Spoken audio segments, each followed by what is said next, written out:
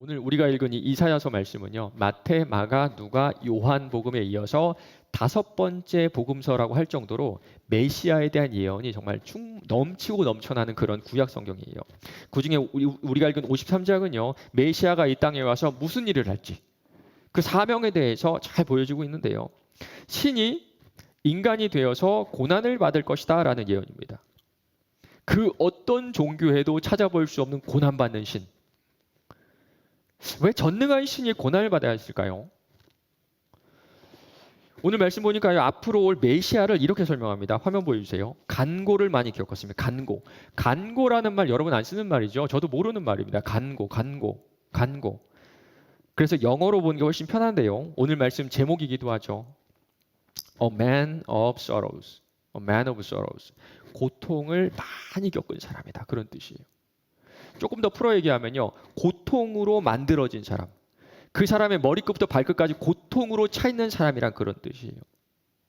슬픔으로. 이 사람 누굴까요? 네, 맞습니다. 바로 우리가 찬양하는 예수님이에요. 마태, 마가, 누가, 요한복음 복음서를 보면요. 예수님께서 진짜 슬픔 속에 파묻혀 사셨다는 것을 알 수가 있습니다. 그가 세상을 사는 내내 이렇게 사셨다 그래요. 화면 보여주세요. 그는 육체에 계실 때에 자기를 죽음에서 능히 구원하실 이에게 심한 통곡과 눈물로 간구와 손을 올렸고, 여러분 이런 인생 보신 적 있으세요? 여러분 주변에? 매일 우는 사람. 매일. 그것도 매일마다 심한 통곡, 심하게 우는 사람. 예수님의 평생 동안 심하게 울어야 될 정도로, 매일마다 울어야 될 정도로 그 인생이 슬픔으로만 가득 차 있는 그런 분이셨어요. 만약에 누군가가 우리 예수님의 초상화를 그렸다면 눈 부분은 제대로 그리지 못했을 것 같아요. 항상 울고 있는 그 눈은 그리지 못했다고 생각합니다. 그런데 그 인생을 묵상해 보니까요, 정말 그럴만합니다. 목마르셨고요, 배고프셨고요, 잠을 잘 곳도 얻지 못하셨다 그래요. 예수께서 이르시되 여우도 굴이 있고 공중에 새도 집이 있으되 인자는 머리 둘 곳이 없도다 하시고, 그리고 예수는요 늘 체력 이상으로 일하시고 말씀을 전하셨기 때문에 늘 피곤하셨어요. 그래서 어느 날은요 주무시는 그대로 배에 모셔야만 했습니다. 그들이 무리를 떠나 예수를 배에 계신 그대로 모시고 가면 얼마나 피곤했으면, 이 배가 태풍에 막 침몰할 정도가 됐는데도 얼마나 피곤했으면 거기서 일어나지 못하셨습니다. 그런데요, 그 잠도 다 못 주무세요. 제자들이 깨웁니다. 예수께서 고물에서 베개를 베고 주무시더니 제자들이 깨우며 이르되 선생님이여 우리가 죽게 될 것을 돌아보지 아니하시나이까. 평생 동안 고단한 인생, 피곤한 인생을 사셨던 겁니다. 그 가운데요, 이 사람들의 감정에 깊이 공감하셨어요. 나사로가 죽었을 때 이런 말씀이 있습니다. 예수께서 그가 우는 것과 또 함께 온 유대인이 우는 것을 보시고 심령에 비통히 여기시고 불쌍히 여기사 이르시되 그를 어디에 두었느냐 이르시되 주여 와서 보옵소서 하니 예수께서 눈물을 흘리시더라. 혹시 여러분은 보고 싶은데 이제는 보지 못하는 그런 분들 계신가요? 저는 있습니다. 저랑 아주 가까운 사람이 아주 어린 나이에 세상을 떠나기도 했고요. 제가 가르치던 고등학생이 세상을 떠나기도 했어요. 저는요, 그때 그들이 천국 갔다는 것을 믿었습니다. 그래서 우리가 천국 갔을 때 다시 만날 것도 믿어요. 그런데 그때 정말 많이 울었어요. 지금은 좀 괜찮아졌나 싶은데요. 이게 괜찮아진 게 아니더라고요. 문득 생각날 때가 있잖아요. 그때는 저 사람들이 천국 갔지.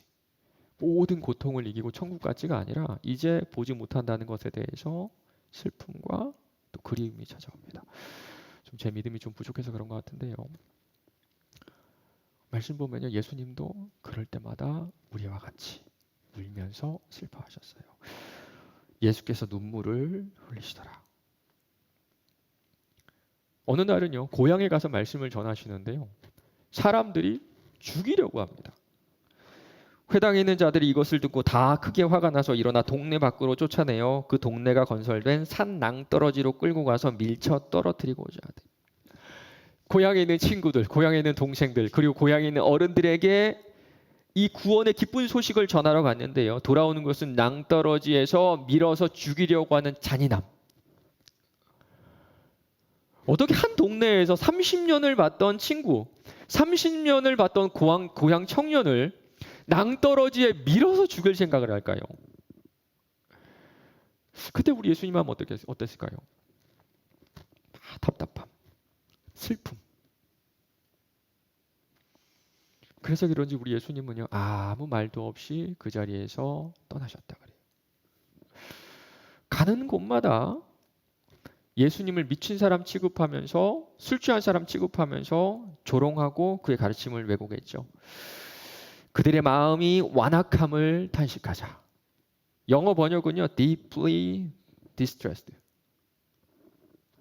그 마음 저 깊은 곳까지 예수님은 아파하면서 우셨다는 겁니다. 그런데 이런 예수를 더 슬픔의 늪으로, 슬픔의 우물로 빠뜨렸던 이유가 뭔지 아세요?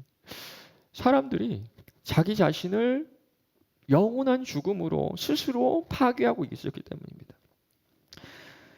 가까이 오사 성을 보시고 오시며 이르시되 너도 오늘 평화에 관한 일을 알았더라면 좋을 뻔하였거니와 지금 네 눈에 숨겨졌도다. 나를 비방하고 나를 조롱하고 나를 죽이려고 해서 내가 슬픈 것이 아니라 죽음의 길로 스스로 걸어 들어가는 그들을 보면서 더 깊은 슬픔 가운데로 빠져들으셨던 겁니다.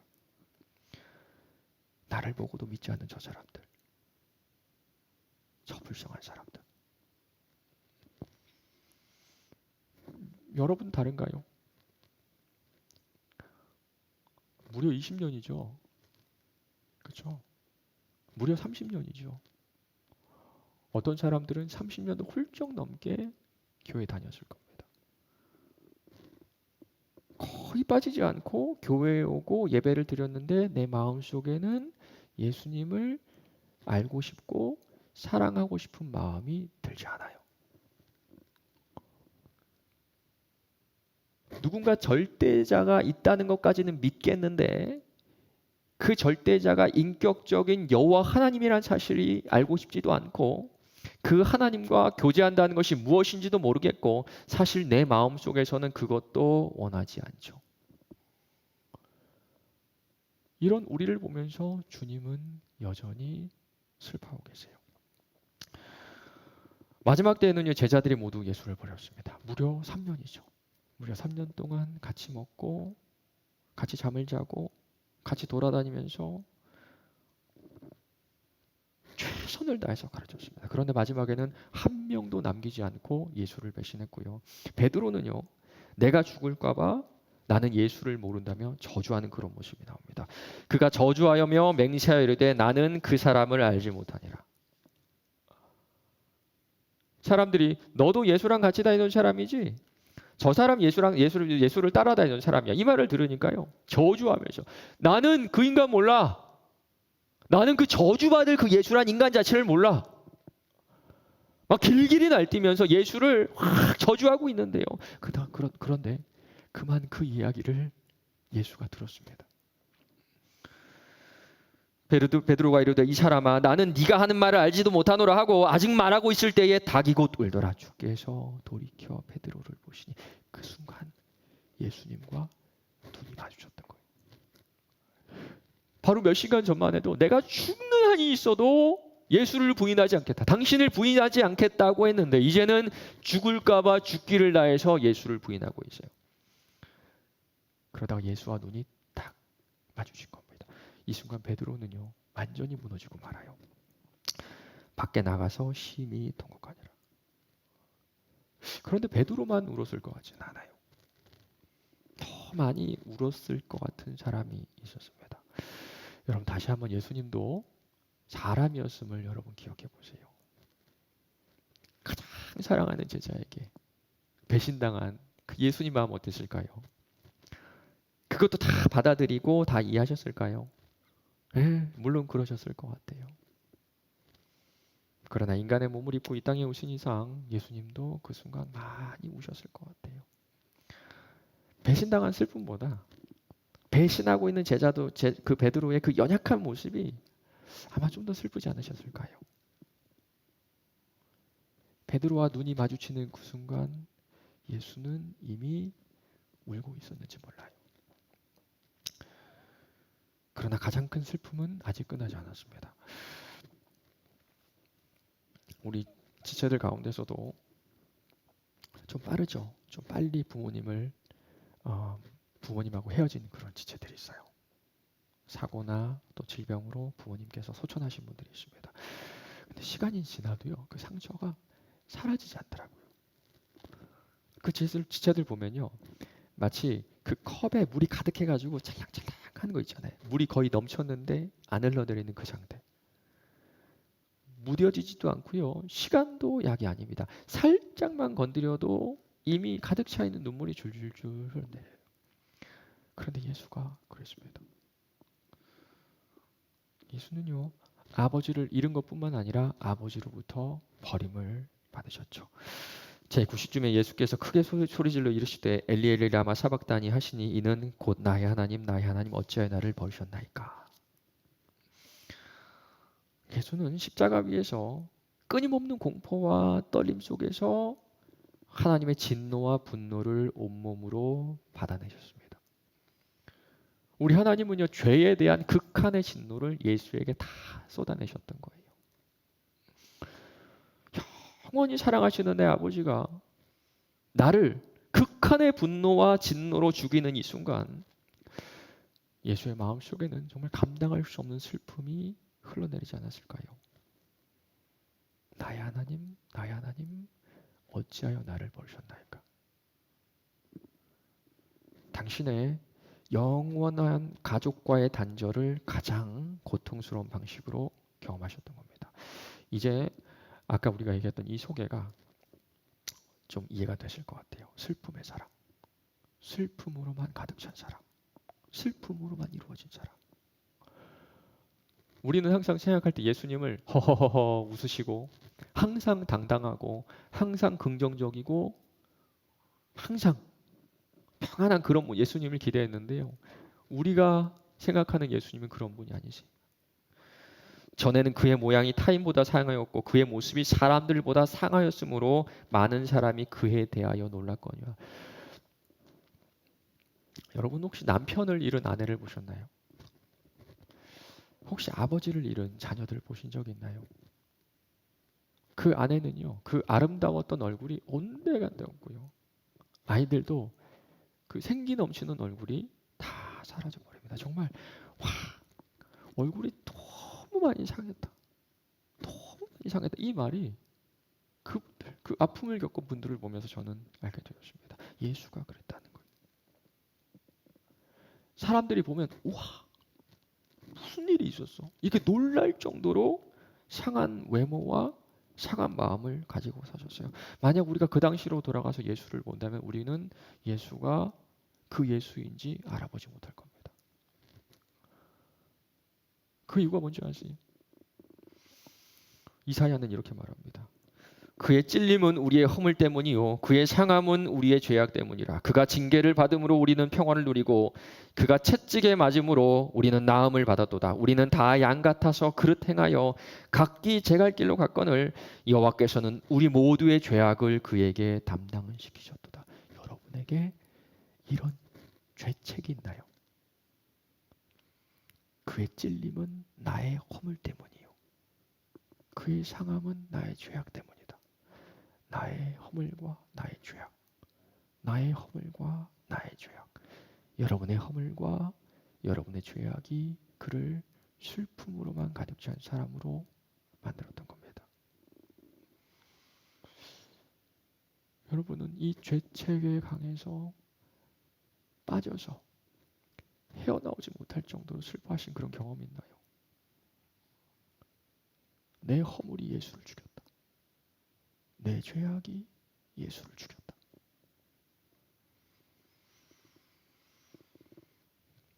오늘 이 순간도 여러분이 짓는 그 죄악들, 그 마음의 죄악들과 그 삶의 죄악들 때문에 예수는 언제나 상한 얼굴과 상한 마음으로 33년 동안 사셨던 거예요.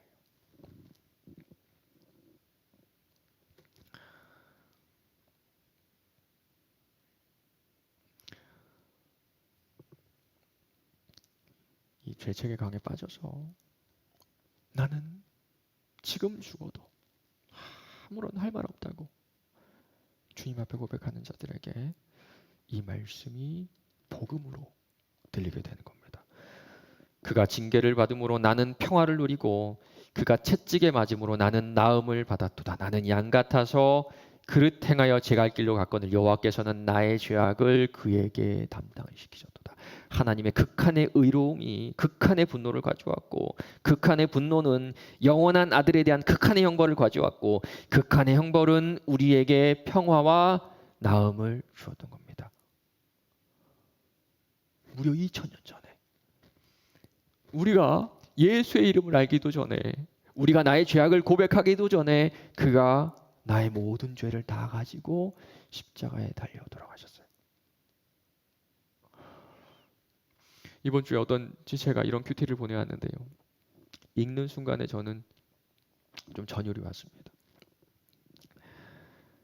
나는 과연 실체 없는 두려움에 무서워서 단지 사후가 두려워서 의미 없는 보여주기식 예배를 하고 있었던 것은 아닐까라는 생각이 들었다. 이 생각을 하면서 나는 다시 나의 원죄와 태도에 반성을 하게 되었다. 이제 예수 믿은 지 몇 년 안 되는 지체인데요. 원죄의 실체를 느끼고 있는 겁니다. 도저히 헤어나올 수 없는 원죄의 늪. 내가 도저히 어떻게 할 수 없는 이 악한 본성. 여기로부터 흘러나오는 더러운 죄와 생각들. 이 원죄의 늪에 빠져서 어떻게 할지 몰라 고민하는 지체에게 오늘 예수께서 이 말씀하시는 겁니다. 내가 징계를 받음으로 너는 평화를 누리고 내가 채찍에 맞음으로 너는 나음을 받았도다. 여호와께서 너의 죄악을 나에게 담당시켜줬으니 너는 해방되었다. 너는 죄와 사망의 법에서 해방되었다. 바로 이것이 예수가 평생 오셨던 이유고 바로 이것이 예수가 슬픔으로만 이루어진 삶이었던 겁니다. 무릇 시온에서 슬퍼하는 자에게 화관을 주어 그 죄를 대신하며 기쁨의 기름으로 그 슬픔을 대신하며 찬송의 옷으로 그 근심을 대신하시고 그들이 의의 나무 곧 여호와께서 심으신 그 영광을 나타낼 자라 일컬음을 받게 하려 하심이라.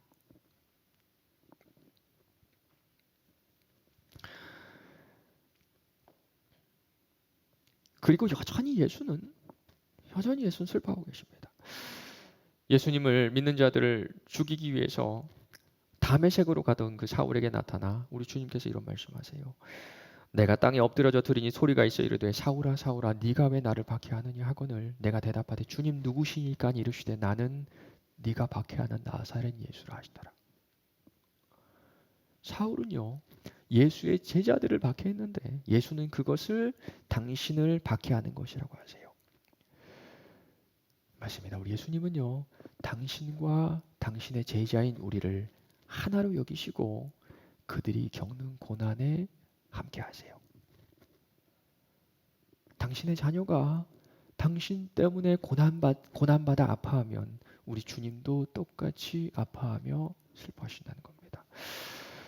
사랑하는 청년 여러분, 이 성경 자체는 우리가 읽고 있는 신약 성경 자체는요 우리를 이 고난으로 인도합니다. 우리가 주를 위해 고난받을 때 우리는 주님의 슬픔에 참여할 수 있으며 그때 주님은 우리와 함께 하세요. 사랑하는 자들아 너희를 연단하려고는 불시험을 이상한 일을 당하는 것 같이 여기지 말고 오히려 너희가 그리스도의 고난에 참여하는 것으로 즐거워하라. 이는 그의 영광을 나타내실 때에 너희로 즐거워하고 기뻐하게 하려 함이라. 우리의 목표는 정반대죠. 우리가 예수 믿는 이유는 정반대입니다. 고난 없이 사는 것, 어려움 없이 사는 것, 평탄하게 사는 것, 특별히 주를 위해 받는 고난과 무관하게 사는 것. 예수 믿는다고 말하기 부끄러워서 드러내지 못하는 것. 그럼에도 불구하고 예수를 믿어서 하나님을 믿어서 고난 없이 평탄하게 기쁘게 즐겁게 내가 원하는 것을 얻고 소원 해결, 문제 해결, 소원 성취하며 사는 것. 그러나 우리 주님은요 우리를 정반대 고난으로 초청하세요. 물론 힘들겠죠. 물론 괴롭겠죠. 그러나 예수는요 그 고난 가운데 계시는 당신을 만나 여전히 슬퍼하시는 당신과 교제하기를 원하세요. 어떤 신학자가 이런 말을 합니다. 그리스도는 고난을 통해 인간다움을 배웠다. 따라서 크리스천은 고난을 통해 그리스도다움을 배워야 한다. 혹시 지금 여러분은 여러분의 신앙 때문에, 믿음 때문에 고난을 겪고 계신가요? 정말 마음이 타는 이런 고통 가운데 계시는 분도 있는 걸로 알고 있습니다. 그러나 여러분 기억하시기 바랍니다. 그 가운데 우리 주님이 계시고 우리와 똑같은 그 불구덩이 같은 고통을 느끼시며 바로 거기에 우리와 함께 머물러 계세요. 그렇다면 그 고난 가운데 의미가 있지 않을까요? 하나님 스스로 고통을 피하지 않으셨기 때문에 우리에게 주시는 고난에도 분명한 의미가 있습니다. 어떤 목사님 이런 예를 들더라고요. 가끔은 저희 아이들도 저한테 반항 아닌 반항을 합니다. 요즘에 제 딸이 핸드폰을 자꾸 사달라 그래요. 아빠 나는 11살인데 왜 핸드폰 안 사줘? 내 친구들 다 있는데. 아빠가 사주지 않아서 나는 아빠가 사주지 않은 그것을 받아들이지만 왜 그런지 나한테 설명 좀 해줘. 그때 전 이렇게 얘기합니다. 서진아, 네가 그래서 내 말을 따른다면, 네가 다 이해해서 내 말을 따른다면 그거는 순종이 아니라 동의야, 동의.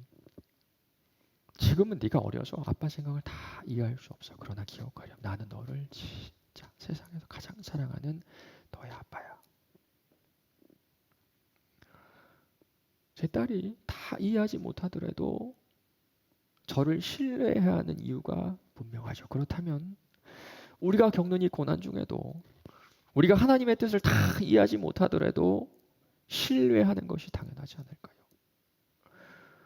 우리 하나님은요, 그래도 될 만큼 선하신 우리의 아버지잖아요. 말씀을 맺겠습니다. 오늘은 종료주일입니다. 우리 주님께서 돌아가시기 위해서 예루살렘으로 들어가시는 그 날을 기념하는 주일인데요. 이번 한 주 그 일주일간의 여정을 한번 묵상해 봤으면 좋겠어요. 혹시 오늘 아침에 여러분 그 셀 리더에게 카톡 받으셨나요? 셀 리더에게. 네. 오늘 하루 고난주간 묵상 혹시 받으셨나요? 종료주일 묵상. 오늘부터 매일마다 8일 동안 매일마다 여러분에게 아침에 이 고난주간 묵상할 수 있는 큐티를 보내주실 거예요. 정말 이번 주만큼은요. 매일마다 전해지는 이 묵상집을 이 묵상을 읽고 예수의 십자가 사건을 깊이 묵상하시기 바랍니다. 예전에 제가 묵상이란 것이 뭔지 힘들어할 때 저희 아버지가 이런 말씀을 주셨어요. 두서봐, 묵상한다는 것은 네가 그 자리에 가 있는 거야. 여러분 눈을 감고 예수님께서 들어오시는 예루살렘 입성하는 그 길, 그리고 예수님의 십자가 앞에 여러분 우리는 갈 수가 있습니다. 그때 주님께서 나에게 직접 주시는 말씀을 여러분 들을 수가 있어요. 이번 한 주 그렇게 묵상하시고 이 주시는 은혜들을 셀에서 한번 나눠주셨으면 좋겠어요. 우리에게 찬송을 주시기 위해서, 기쁨을 주시기 위해서 기꺼이 슬픔으로 가득 찬 인생을 사셨던 우리 주님을 기억하며 한 주간 그 은혜에 훅 잠기는 저 여러분 되시기를 간절히 바랍니다.